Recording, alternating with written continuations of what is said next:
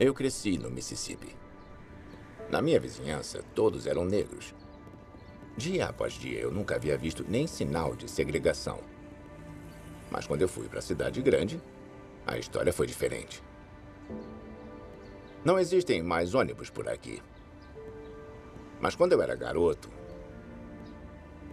eu só podia passar por uma dessas portas. Uma dizia branco e a outra de cor. Para uma criança, quando você enfrenta um mal como o racismo, a sua primeira reação é a confusão. Por que isso existe? De onde veio isso?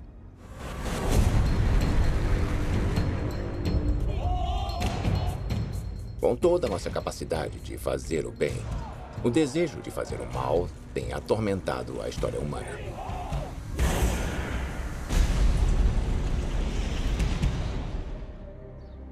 Se você acredita que vivemos em um mundo sob controle divino, por que o mal existe, então?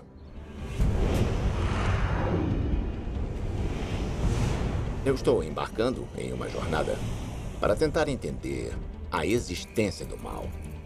Eu sei o que você fez. A minha pergunta é, pode me dizer por quê? Para descobrir como isso invadiu nossas vidas. Pessoas que acreditam estar possuídas por um espírito maligno podem vir aqui. Quando o mal começou a invadir nossos corações. Se você mente ou faz alguma coisa ruim... Seu coração fica pesado, e com o coração pesado não dá para entrar no paraíso. E eu vou descobrir como algumas religiões nos ensinam a lutar contra o mal. Você tem duas mentalidades. Uma é boa, a outra é má. Para transformar as trevas... Eu fiz coisas muito terríveis. Em luz. Você representa a esperança do mundo.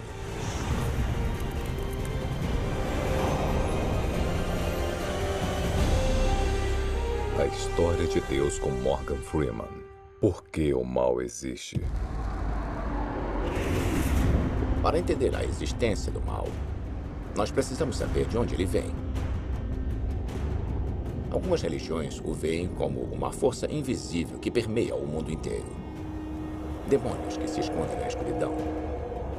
Para o cristianismo, o que poderia ser o próprio diabo, ou será algo maligno que vem de dentro de nós? Então eu estou indo até uma prisão de segurança máxima para conhecer um homem que poderia ser chamado de a encarnação do mal. Então, Kent, você já esteve cara a cara com o mal? Eu conheci algumas pessoas que fizeram coisas bem ruins. O neurocientista Dr. Kent Keel está tentando identificar a fonte do mal dentro do cérebro de assassinos psicopatas. Eu quero entender por que as pessoas fazem coisas tão ruins. E saber como ajudar a prevenir isso um dia. Obrigado. Eu estou prestes a conhecer um dos mais notórios pacientes do Dr. Keel. Ele está cumprindo prisão perpétua. Um advogado dele me disse que este homem estuprou mais de 24 mulheres.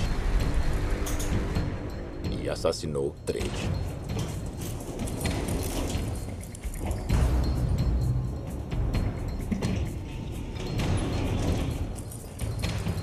Ele está na cadeia desde quando era quase um adolescente, exceto por um curto espaço de tempo, quando ele ia sair da prisão e voltar ao mesmo comportamento de estuprar e, no final, evoluir para um assassinato. E, por acaso, ele confessou tudo? Ele confessou tudo. Eu não vou mostrar o rosto dele, porque eu não quero dar mais notoriedade ao homem que cometeu essas atrocidades. Mas eu quero saber o que leva alguém a fazer o que ele fez. Sabe quem eu sou? Sim. Eu sei o que você fez. Minha pergunta é, pode me dizer por quê?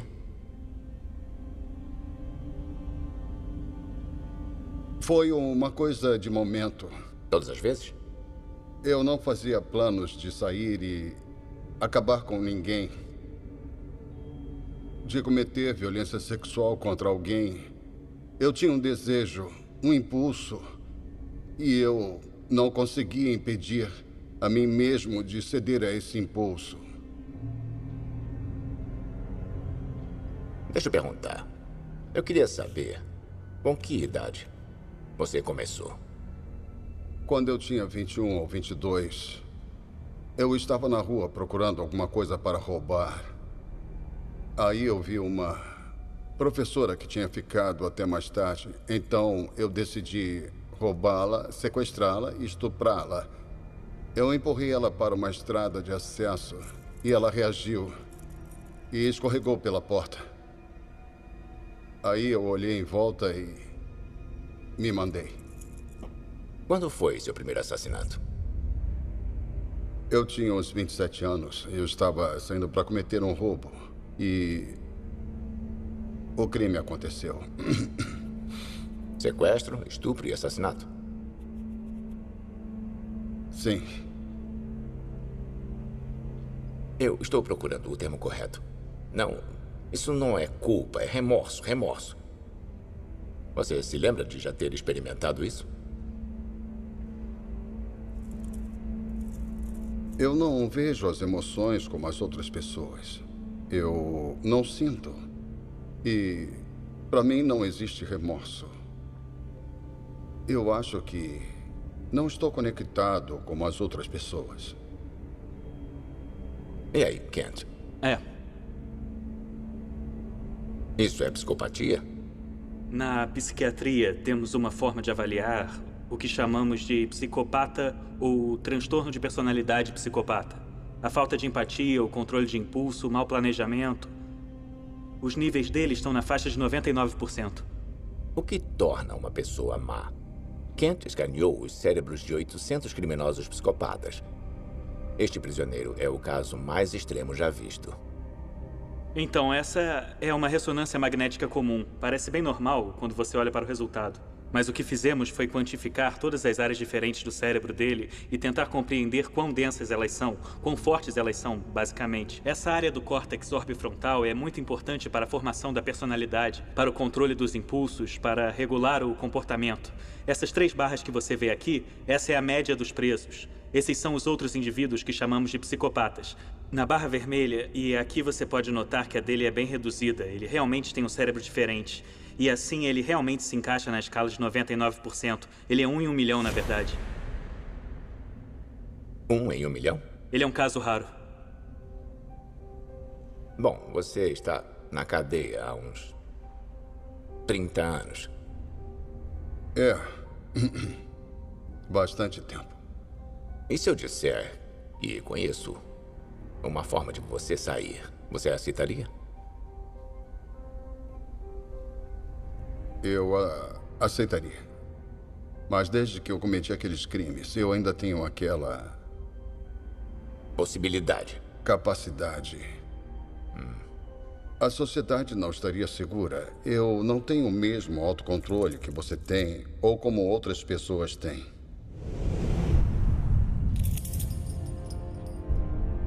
Esse é um homem mau. O mal personificado. Neurocientistas dizem que o comportamento dele é resultado de má conexão neural. Mas a questão é que, mesmo assim, ele ainda não poderia ter uma escolha. Ele não poderia escolher não cometer crimes hediondos. Os psicopatas se encontram no extremo do comportamento humano. Mas todos nós enfrentamos a opção de fazer o bem ou fazer o mal. E há milhares de anos, temos lutado contra esses impulsos.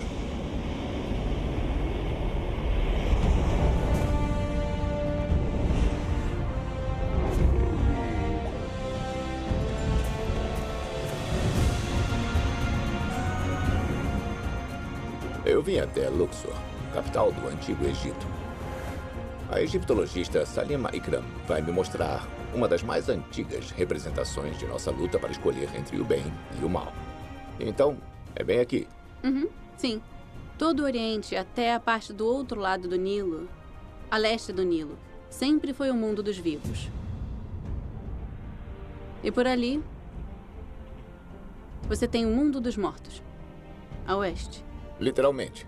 Só tem tumbas. É. São todas tumbas e eu quero te mostrar uma, em particular.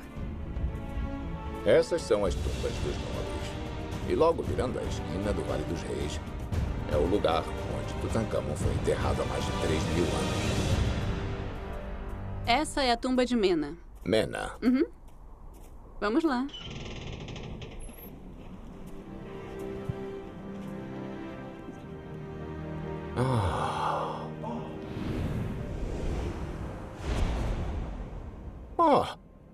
Olha só isso. Aqui estamos. Esse é Mena, bem aqui. Ele foi escriba do deus Amon. Supervisionou as terras do deus Amon e também aqui você pode ver essa grande safra que ele está conferindo. Fantástico. Eles estão colhendo o trigo. Então quer dizer que essa pintura tem 3.500 anos? Sim, é de 1370 a.C. E não foi restaurada ainda. Esses são os escribas. Ele está supervisionando os escribas. Exatamente. E... Quando eu voltar aos Estados Unidos, já vou ser um expert em hieróglifos. Ah, você é? É sim. Agora, deixa eu te mostrar uma coisinha. Sobre a ida de Mena para o além.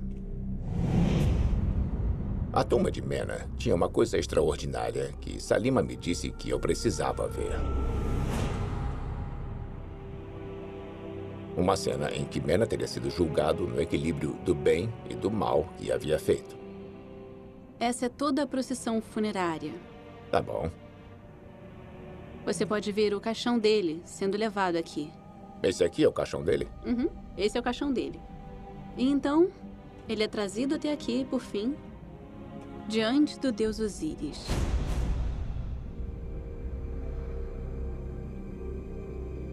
Esse é Mena. Então aqui, você tem uma inovação completa. Essa é a primeira vez que você vai ver isso em um túmulo privado. E essa é a cena da pesagem do coração. E aqui, ele está sendo julgado para ver se ele era bom ou se ele era mau. Na frente de Osíris, o deus do submundo, o coração de Mena é pesado com a deusa da verdade, Mat. Enquanto Thoth, seu marido, escreve o julgamento. Então é quase como se fosse... É um resumo para ele. Isso, um resumo. Então, se você mente, rouba, trapaceia ou faz alguma coisa ruim, a coisa toda, de fato, se reflete no seu coração. Tudo aquilo pesa sobre o seu coração. O coração fica pesado. Isso deixa meu coração pesado. Sim. E com o coração pesado, não se entra no paraíso. Exatamente isso. Não seria capaz de subir, basicamente. Muito bem colocado. Então, nessa descrição, o coração dele está em equilíbrio. Não é? É. Ele é legal. Muito legal. Tá. Bom para a vida após a morte. Você poderia pensar que esse seria o começo, pelo menos de alguma forma, da ética judaico-cristã em termos de bem e de mal. Basicamente, eu acho que a religião moderna tem suas raízes nessa ideia de moralidade. E de que qualquer coisa ruim que você faz é refletida e pode ser julgada de alguma forma. Os egípcios eram bastante literais. Eles disseram que você pode julgar através do coração, mas mesmo agora, quando se diz ele é puro de coração, significa que ele é uma boa pessoa. Claro. Durante os séculos depois de Mena, a ideia de recompensa eterna por virar as costas para o mal se espalhou em toda a sociedade egípcia. E, a partir daí, ela pode ter se firmado no judaísmo, no cristianismo e no islamismo.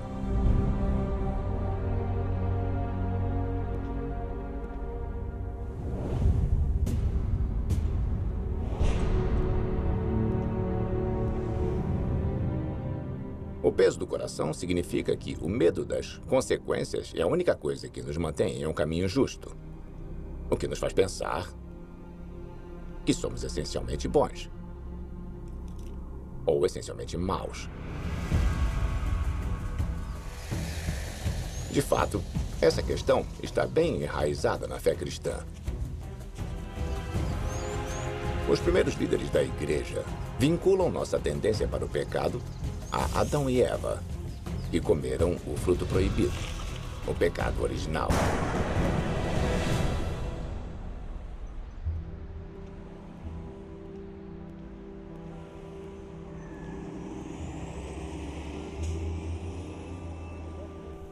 Eu fui encontrar o reverendo batista e teólogo Cutter Calloway para descobrir se o pecado original significa que todos nós somos maus de coração.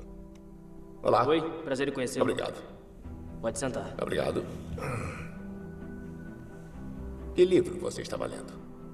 Os primeiros capítulos do Gênesis. Era exatamente sobre isso que eu ia falar. E o que eu quero falar é sobre pecado. O que é o pecado original? Olha, é uma boa pergunta. Para a tradição cristã, o pecado original foi meio que cunhado. É um desejo primitivo, que todos nós temos, e isso é um desejo humano. Ou um impulso, porque Adão pecou. O pecado original foi passado de uma geração para a seguinte, perpetuado, geração após geração após geração. Eu, recentemente, passei um tempo com uma pessoa que diz que é a personificação do mal. E eu precisei perguntar por que fez aquelas coisas. E ele disse, eu só tive vontade. E além disso, eu não sei. Esse poderia ser um mal inerente, não é? O que você viu poderia ser chamado de uma coisa demoníaca. Isso é demoníaco. Isso é demoníaco, mas eu acho que é importante para nós reconhecer que há um pouco dele em todos nós. E há algo inerente em nós que parece se desdobrar para a morte e a violência. Existe um diabo ou é só uma metáfora? É uma metáfora, mas o diabo também é real. Há um monte de diferentes formas. Você sabe, desde demônios com tridentes até doentes e ghouls, etc. No Novo Testamento, você ainda tem Jesus interagindo com Satanás. E ainda assim, ao mesmo tempo, você tem Jesus falando com um dos seus discípulos e dizendo, a certo ponto, arreda Satanás. Assim, parece mesmo que Jesus lida com os dois. Uma presença real, que podemos dizer que é um mal personificado, ou ao mesmo tempo que podemos ser satânicos, demoníacos, em nosso próprio desejo de nos afastar do que Deus quiser. Nós nascemos com a capacidade para o mal dentro de nós. A maioria de nós luta durante toda a vida para resistir à tentação de fazer o errado. Mas isso poderia ser uma outra fonte do mal em nossas vidas. Pessoas que nos trouxeram a esse mundo. O meu pai era um alcoólatra. Quer estejam vivos ou mortos. Por que o mal existe no mundo? Será que é porque todos nós temos mal dentro de nós? Ou vem de algum outro lugar?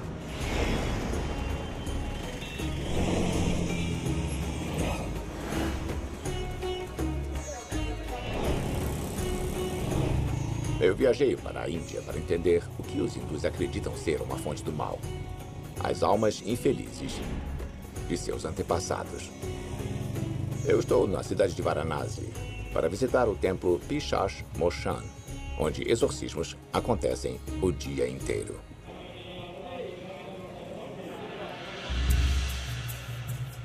A minha guia, moradora de Varanasi e educadora V.A. Vidya, me apresentou ao sacerdote líder e me mostrou o Goblin, ou Pichacha, que dizem viver ali.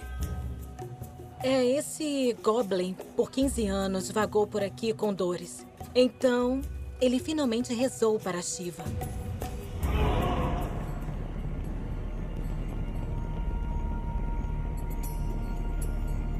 O grande deus hindu Shiva, através de um ritual de purificação que termina com um mergulho no lago próximo, imediatamente curou o Goblin de sua doença. Em troca, Shiva deu ordens ao Goblin para proteger as pessoas perto do lago de quaisquer outros espíritos malignos. Então, Shiva disse: ok, você foi curado. Agora você vai ajudar todas as pessoas que sofrem possuídas pelo Sim. mal. Então, ele é um Goblin do bem. Sim, ele é um Goblin do bem. Agora, este lago se tornou um lugar de cura. Um paraíso para as pessoas que sentem que suas vidas estão assombradas por uma presença maligna. Então, aqui você olha para a água. É salobra, mas as pessoas acreditam que alguma Salobra? coisa vai... É o termo para isso? É, você conhece o ditado: a água limpa tudo. Tá bom, eu vou acreditar nisso.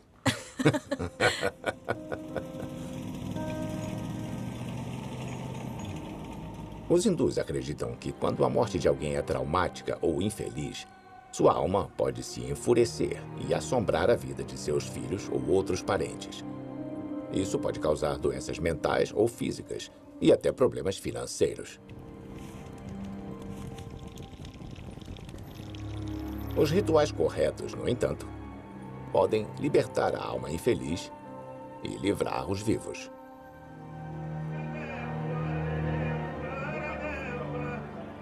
O que está acontecendo aqui? Aquele é o xamã. Ele está Ele preparando... está exorcizando? Isso. Ninguém pode entender a conversa deles. Estão feita falando em várias línguas? Isso, em línguas desconhecidas. E então o paciente responde, seja com gritos, em línguas ou tem espasmos. E então, finalmente, eles acreditam estar libertos.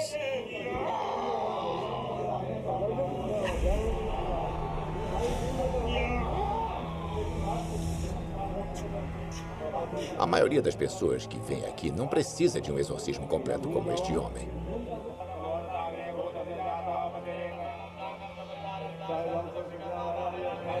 A família Shukla é composta de clientes típicos. Eles estão tendo problemas de dinheiro e temem que os espíritos de seus antepassados possam ser a causa. Este é um ritual de partida para o espírito que está vagando. O que te dá a impressão? O que te faz pensar, será que os espíritos dos meus pais não puderam descansar? Remete a problemas pessoais. Alguma coisa está causando os problemas. Sempre que há uma perda financeira na família, doenças frequentes, sonhos ruins, tudo acaba sendo associado a algo espiritual. Para deixar os espíritos de seus ancestrais felizes, os Shuklas devem preparar uma boa refeição que seja abençoada pelo sacerdote. Eles oferecem mel, manteiga de garrafa, banana, frutas e tudo mais. E isso vai ser oferecido à alma do falecido, que vai comer a comida, então essa será uma refeição especial. Depois de receber toda a comida, eles oferecem uma lanterna, um guarda-chuva e um par de sapatos. Então, aqui, cada alma que partiu está equipada como um humano. Nós chamamos isso, o espírito é tratado como um verdadeiro humano. Os ancestrais recebem o que eles precisam para a sua viagem na outra vida.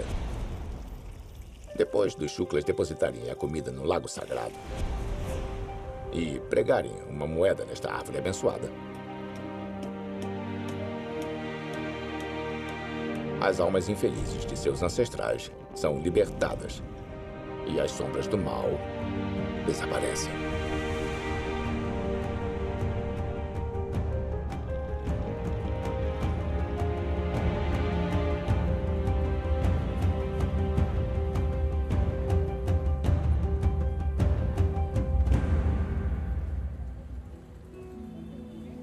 Então, no cristianismo, você tem o diabo e você tem Deus. Você tem o bem e você tem o mal. Eu acho que isso não parece acontecer no hinduísmo. No hinduísmo, não há nenhuma dicotomia entre bem e o mal. A mesma pessoa pode se tornar boa ou má. Em um templo como este, até o mal é tratado com muito respeito e atenção. Isso é muito interessante. um conceito muito interessante, porque eu acho que isso nos liberta para ser pessoas melhores. Ah, isso. Existe sempre no final a esperança. A esperança de que o mesmo mal pode ser liberado. E as pessoas podem ser purificadas só de mergulhar no lago.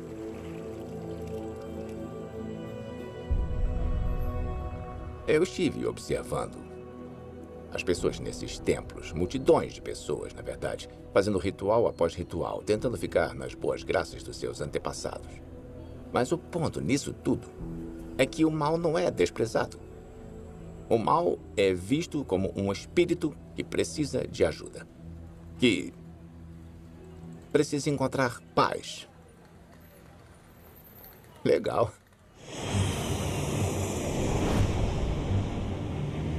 Os hindus querem guiar as pessoas a um bem comum.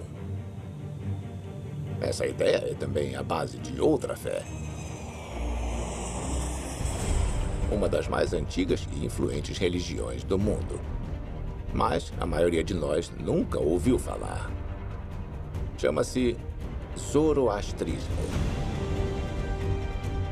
Eu fui até o condado de Orange, na Califórnia, para conhecer o presidente do templo de lá, Arman Ariane. Bem-vindo ao templo zoroastriano da Califórnia. Obrigado. O zoroastrismo começou há 3.500 anos no antigo Irã. O símbolo central da fé é o fogo. Hoje existem poucos grupos de zoroastrianos pelo mundo, principalmente na Índia e Irã. Mas existem alguns na Califórnia. Este é o Templo do Fogo. Esse fogo fica sempre aceso? Esse é um símbolo do zoroastrismo. O fogo fica sempre aceso. Ele representa a iluminação. E quanto mais vocês estão conscientes sobre o nosso mundo, quanto mais você sabe sobre o que está à frente, melhores decisões você pode tomar. É como se estivesse andando com uma lanterna na mão. É, uma luz brilhante na sua vida. Exatamente. Como funciona na crença zoroastriana a separação entre o bem e o mal? No grupo de ensinamentos de Zaratustra, você tem duas mentalidades que são traduzidas pelos ocidentais como espíritos. Uma é boa e a outra é ruim. São princípios, elas são formas de se comportar. Então o lema zoroastriano é bons pensamentos, boas palavras e boas obras. O zoroastrismo é uma religião focada em derrotar o mal. Sacerdotes zoroastrianos usam vestes brancas e impecáveis, que, assim como sua chama sagrada, representam iluminação, o caminho longe do mal.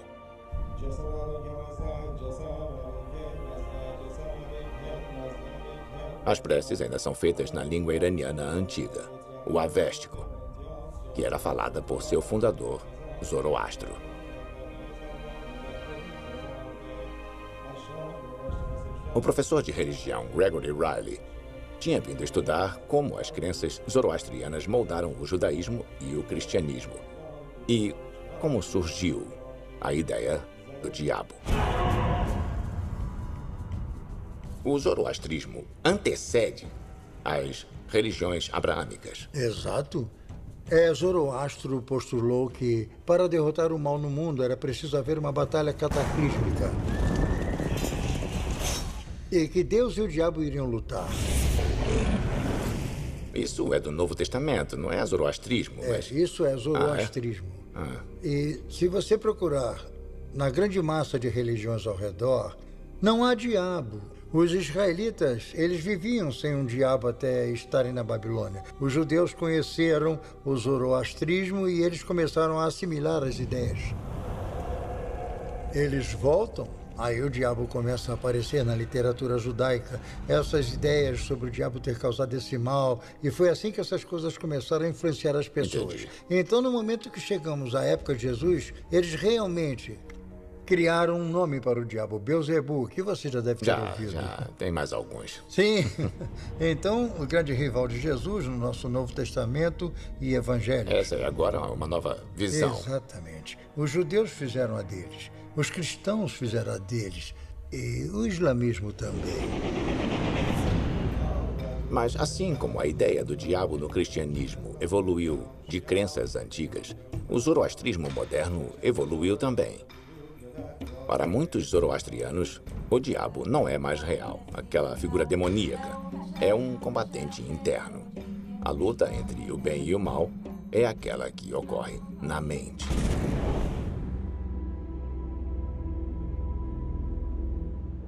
Então, o lema zoroastriano é bons pensamentos, boas palavras e boas obras. E a ordem é muito importante, porque você começa com um pensamento, você fala com isso com o mentor antes de tomar qualquer decisão.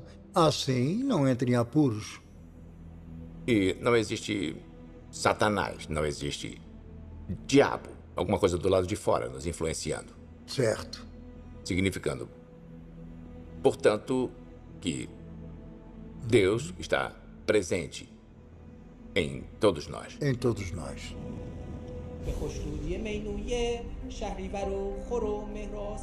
A escola de pensamento zoroastriana não é só sobre o passado e futuro, mas sobre o que temos agora.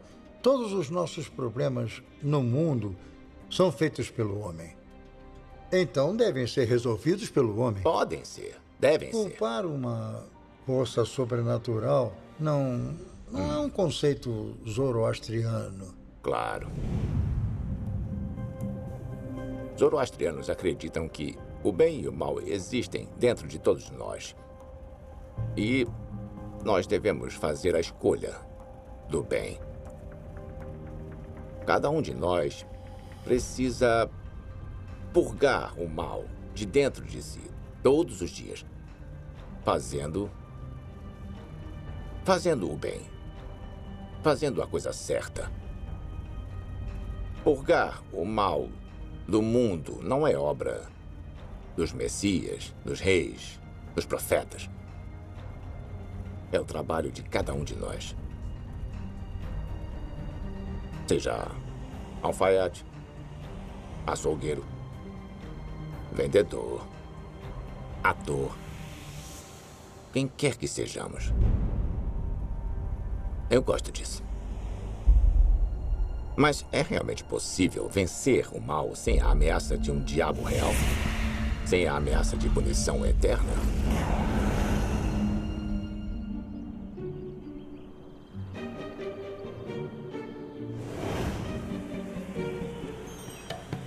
Na Nova Zelândia, o psicólogo Jesse Bering acredita que precisamos de seres sobrenaturais para nos manter no caminho certo.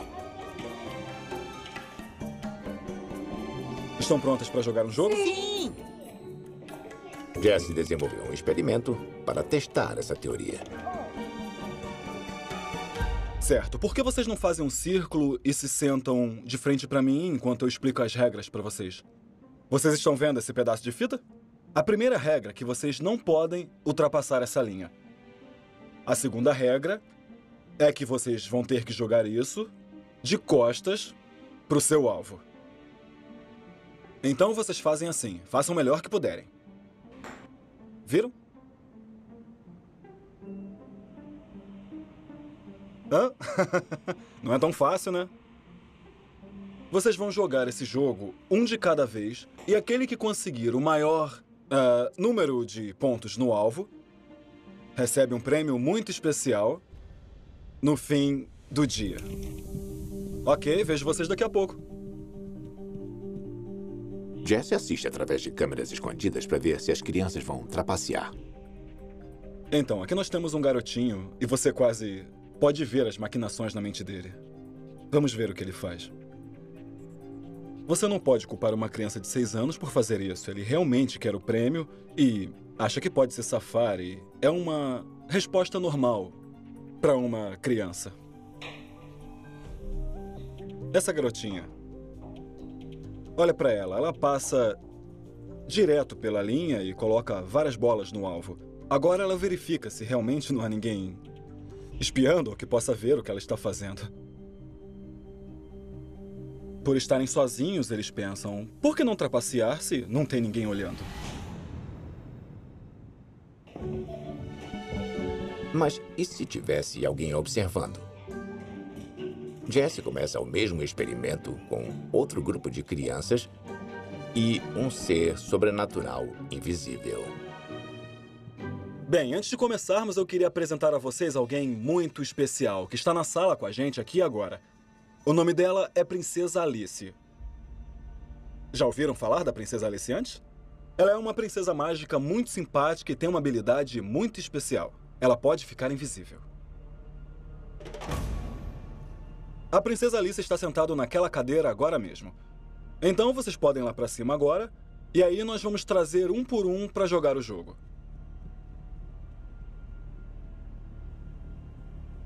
Com as crianças acreditando que estão sendo vigiadas por uma princesa invisível, Jesse vê uma coisa notável.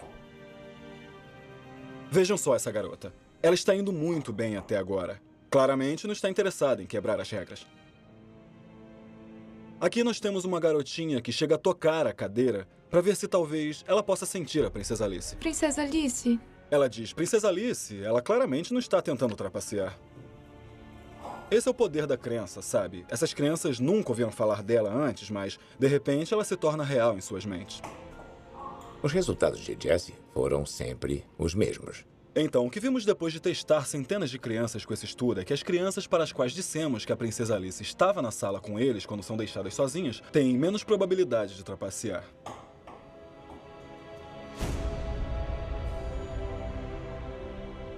Ela está fazendo a mesma coisa que qualquer agente sobrenatural ou Deus faria numa dada sociedade. Ela está observando, ela se preocupa com seu comportamento social e, finalmente, a suposição é que, de alguma forma, ela agirá se eles violarem uma das regras. A investigação de Jesse sugere que precisamos acreditar que estamos sendo observados para eliminar o comportamento egoísta, para manter o mal sob controle. Portanto, a questão proverbial é: você roubaria um banco se você soubesse que ninguém poderia saber que você fez isso? Eu sinceramente acho que, se formos honestos, muitos entrariam lá e realmente roubariam esse dinheiro.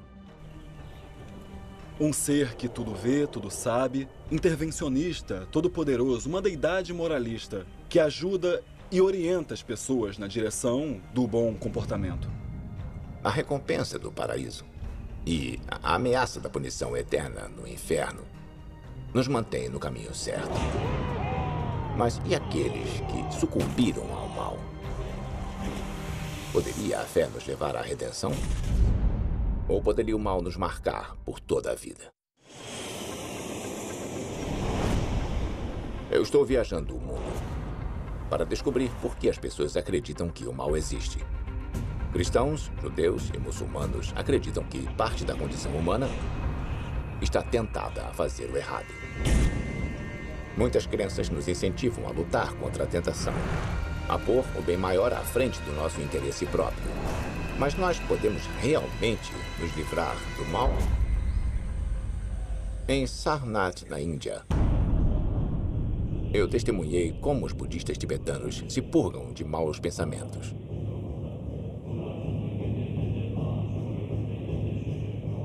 Os monges do mosteiro de Vajra executam diariamente cânticos ritualísticos.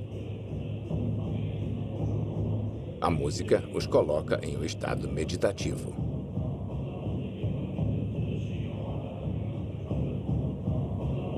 Os budistas acreditam que o desejo de fazer o mal deriva de nossa ignorância sobre como nossas mentes trabalham. O ritual ajuda esses jovens monges a localizar a origem desses pensamentos ruins, para que então eles possam entender sua causa e superá-los. Mas nem todo mundo quer lutar contra seus demônios interiores. Existem muitas pessoas que parecem insistir em fazer coisas ruins. Existe alguma forma de mudá-las? Eu pedi a Kent Keel, o neurocientista que estuda psicopatas, para se encontrar comigo outra vez. Eu quero saber se os exames cerebrais nos dão alguma pista de como combater o mal. Bom, nós sempre aceitamos o mal como ele é. Ele simplesmente é. Não podemos fazer nada. Mas esses exames cerebrais poderiam ser usados, talvez, para interceptar alguns jovens antes que eles entrassem nisso? Eu acho que podem. Quando entendemos que os sistemas do cérebro são diferentes em pessoas que cometem esses crimes terríveis, temos uma oportunidade para desenvolver um tipo de tratamento para isso. É como se eu ferisse meu braço e este músculo ficasse atrofiado, assim como estas áreas desse cérebro estão. Eu poderia ser capaz de desenvolver um tratamento que suavizaria a atrofia e corrigi-las. Por volta de que idade você acha, como especialista, que teria que começar a investigar? Depois do tiroteio da escola primária Sandy Hook, nos Estados Unidos, fomos indagados pelos pais que perderam seus filhos se poderíamos fazer esse estudo. Analisar os cérebros das crianças que estudamos e comparar quem matou pessoas com quem não matou pessoas. E quando fizemos essa análise, eu não estava certo de que encontraríamos algo diferente. Mas nós encontramos. Certas áreas do lobo temporal, as superfícies emocionais do cérebro eram pouco desenvolvidas e não se desenvolveram normalmente. Então, quando você diz crianças, a que se refere? Está falando de 16 anos. São com essas crianças com quem trabalhamos. Infelizmente, uma delas matou cerca de 16 pessoas. Para a neurociência hoje, é por volta dos 11, 12 anos que achamos possível identificar e separar crianças que têm problemas das que são apenas destrutivas e vão crescer fora disso. Se você fosse um juiz e quisesse saber essa é uma criança de alto risco ou de baixo risco e pudéssemos dizer esta é uma criança de alto risco, agora temos uma ferramenta que pode ajudar a entender e prever o pior tipo de coisa que todos queremos prevenir, um homicídio. O que realmente queremos é ser capazes de melhorar a prevenção, e então achamos que isso pode nos ajudar a fazer progresso. A ciência pode ajudar a identificar aqueles que estão mais propensos ao mal. Mas como virar as costas para uma vida de maldade?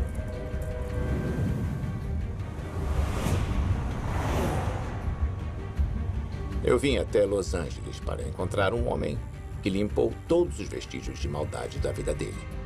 Beleza, amigão. Terminei com você. Eu estou procurando Brian Widener.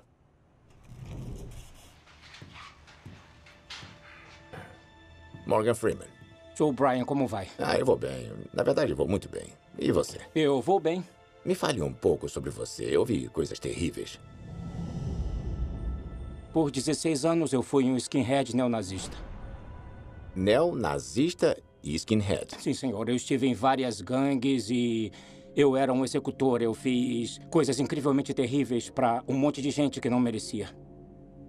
Eu era uma pessoa má. Eu queria machucar o mundo. Era tudo o que eu queria fazer. Eu tinha um senso de destruição total para com todos e era isso que me movia. Deixa eu perguntar.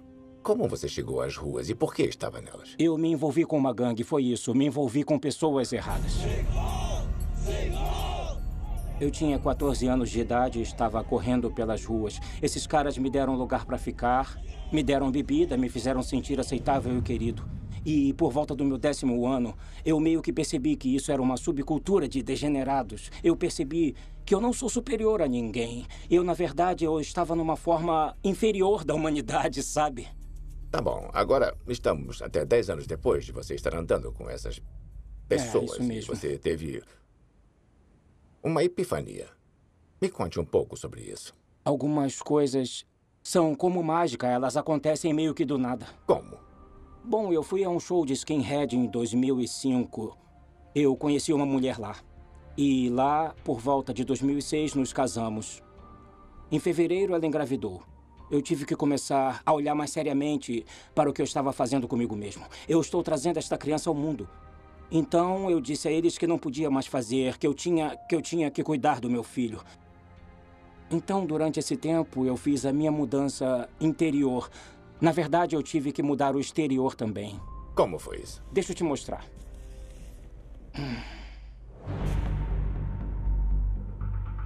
Era assim que eu costumava ser. O meu pescoço era completamente coberto, o meu rosto era coberto, só dava para ver uma parte. Eu não podia escapar da minha aparência exterior, mesmo achando que eu havia mudado por dentro. Eu entrei em contato com o Solter Poverty Law Center. Eles, na verdade, me encaminharam para onde eu fui capaz de conseguir ter as tatuagens retiradas do meu rosto.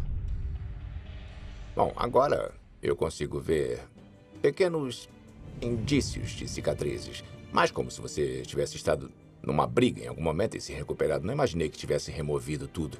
Quanto tempo durou esse processo?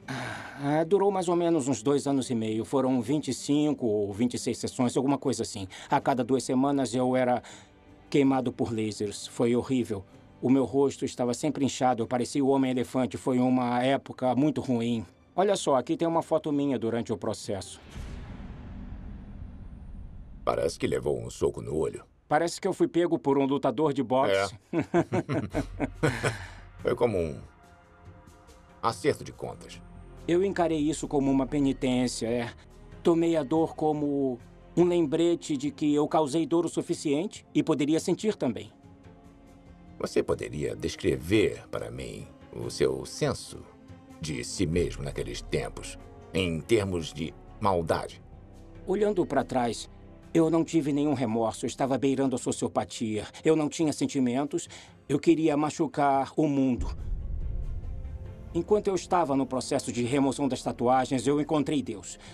Antes disso, eu era um pagão e a minha vida sempre foi sombria. Eu tinha um buraco na minha alma. Eu não sei exatamente o seu nome ou se é judaico-cristã, mas há uma presença divina no universo e isso se fez conhecer. Isso me ajudou a perceber que há o bem e o mal em todos nós. E o meu objetivo agora é, basicamente, quando eu deixar este mundo, deixar um lugar melhor do que quando eu cheguei. Tentar ser uma pessoa boa. É o que eu posso fazer e espero que seja o suficiente. Precisamos, algumas vezes, pensar que o mal apenas existe, não há nenhuma esperança. Mas você representa a esperança do mundo. Isso é transformação, a completa transformação que você mesmo fez. Com certeza.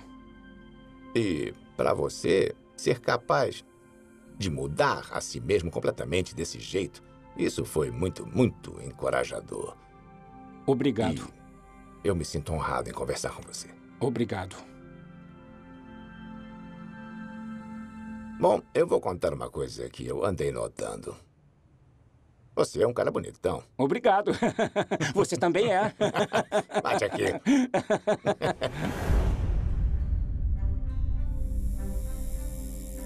As manchas desagradáveis do passado de Brian foram apagadas. Mas estou impressionado com a incrível diferença em suas 2 vidas no interior. Havia maldade no coração dele. E ele admitiu, profundamente sem remorsos. Mas ele disse que o nascimento do filho e o despertar da crença em Deus foi o que purificou todo o mal.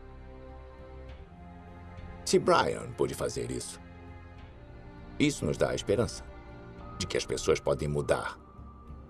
O mal pode ser contido. Esta esperança está no centro da fé cristã.